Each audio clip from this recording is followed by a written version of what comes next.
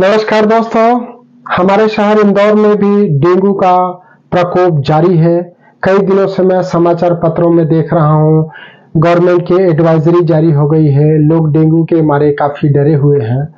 दोस्तों, डेंगू वास्तव में जानलेवा है, लेकिन अगर आप थोड़ी सी सावधानी बरतेंगे तो आपकी जान को खतरा नहीं होगा। होम्योपैथिक दवाइयाँ डेंगू के हर स्टेज पर कारगर हैं। डेंगू में क्या होता है पहले ये समझिए आप। डेंगू को हीमोरेजिक फीवर बोलते हैं, मतलब आपके शरीर के किसी भी अंग से ब्लीडिंग हो सकती है अगर प्लेटलेट काउंट 10,000 से कम है तो अगर आपके शरीर में ब्लीडिंग हो रही है, साथ में बुखार है, डेंगू पॉजिटिव है, तो आप उसको लाइटली मत लीजिए और घर पर नहीं रखिए। लेकिन अगर आपका प्लेटलेट काउंट 50,000 के ऊपर है तो आप घर पर भी होम्योपैथिक ट्रीटमेंट ले सकते हैं। डॉक्टर के देखरेख में, बिना चिकित्सक के सलाह के नहीं रहिए। स्वयं चिकित्सा मत करिए, लोगों की सुनिए, लेकिन अपनी जान की परवाह जरूर करिए। प्लेटलेट क्या होता है सबसे पहले ये समझिए। ब्लड में 3 प्रकार के सेल्स होते हैं, आरबीसी, डब्ल्यूबीसी और प्लेटलेट्स। प्लेटलेट्स हमारे शरीर में ब्लीडिंग को रोकने का काम करता है। नॉर्मल प्लेटलेट काउंट 1.5 लाख से 4 लाख होता है।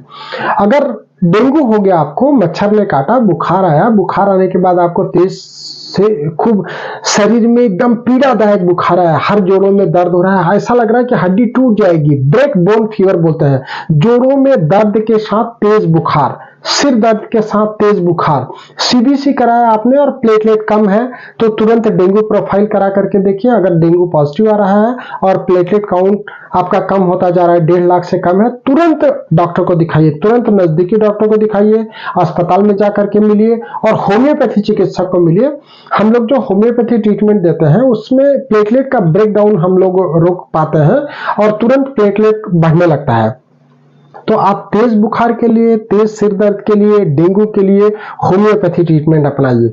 और अगर कहीं से भी ब्लीडिंग हो रही है तो उसके लिए आप होम्योपैथी ट्रीटमेंट अवश्य लीजिए।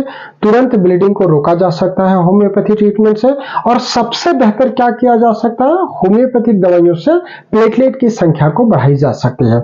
अगर प्लेटलेट काउंट 10,000 से कम है या किसी भी अंग से ब्लीडिंग हो रही है तो आप अस्पताल में भर्ती होइए और प्लेटलेट चढ़वाइए। लेकिन अगर प्लेटलेट काउंट आपका 50,000 से ज्यादा है और आपको ब्लीडिंग नहीं हो रही है तो आप घर में भी होम्योपैथिक ट्रीटमेंट ले सकते हैं। होम्योपैथी ट्रीटमेंट के लिए आप हमको कॉल कर सकते हैं। हमारा नंबर है 9993700880। नंबर फिर से सुन लीजिए, 9993700880। और क्या ध्यान रखना है वो भी समझिए। जैसे ही तेज बुखार आएगा तो आपको पानी की कमी हो जाएगी, तो डिहाइड्रेशन नहीं हो शरीर में, उसके लिए आपको ज्यादा से ज्यादा लिक्विड लेना है। आप चाहे तो नारियल पानी ले सकते हैं। नारियल पानी अगर पसंद नहीं है तो फ्रूट जूसेस ले सकते हैं। फ्रूट जूसेस अपने घर का बना हुआ होना चाहिए, ताजा होना चाहिए, उसमें गुड़ डाला होना चाहिए। या फिर सूप ले सकते हैं, काढ़ा ले सकते हैं और गुड़ चना खा सकते हैं। अभी ठंड का सीजन है तो आप गुड़ के लड्डू खा सकते हैं, गजक खा सकते हैं, गुड़ और गेहूं का दलिया दूध के साथ ले सकते हैं। कहने का मतलब यह है कि जिनसे एनर्जी आती है उस तरह का डाइट आपको लेना है। और रिच प्रोटीन डाइट और रिच आयरन डाइट लेना है। प्रोटीन में आप पनीर खा सकते हैं, चना खा सकते हैं, सोयाबीन खा सकते हैं, मछली खा सकते हैं। और आयरन में आप गुड़ ले सकते हैं, पालक ले सकते हैं, अनार ले सकते हैं, एप्पल ले सकते हैं। साथ में विटामिन सी अगर आप लेंगे तो बहुत जल्दी अच्छा होएगा, तो उसके लिए आप आंवले का मुरब्बा या आंवला कैंडी ले सकते हैं। लेकिन अगर आपको सीबीसी कराया और प्लेटलेट कम है तो आपको तुरंत ही डॉक्टर से सलाह लेना है, घर में नहीं बैठना है। डेंगू जानलेवा हो सकता है। डेंगू ठीक होने के बाद भी आपको 3 से 6 महीने के बीच में सीबीसी करा करके देखना चाहिए कि हमारा प्लेटलेट जो नॉर्मल आ गया था वो नॉर्मल बना हुआ है कि नहीं बना हुआ है। मैं ऐसा इसलिए बोल रहा हूँ क्योंकि कई बार मेरे पास पेशेंट आते हैं, उनको कई साल पहले डेंगू हुआ रहता है और फिर वो बीच में जांच नहीं कराते हैं और धीरे धीरे उनका प्लेटलेट की कमी अप्लास्टिक एनीमिया जैसी जानलेवा बीमारी में परिवर्तित हो जाता है।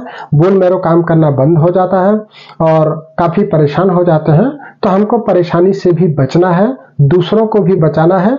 यह वीडियो पूरी तरह से इंफॉर्मेशन के बतौर है, आपको डराने के उद्देश्य से नहीं है। थोड़ी सी सतर्कता बरतेंगे और सावधानी रखेंगे तो खुद भी बच सकेंगे और दूसरों को भी बचा सकेंगे। तो आइए डेंगू से लड़ने में लोगों की मदद करें।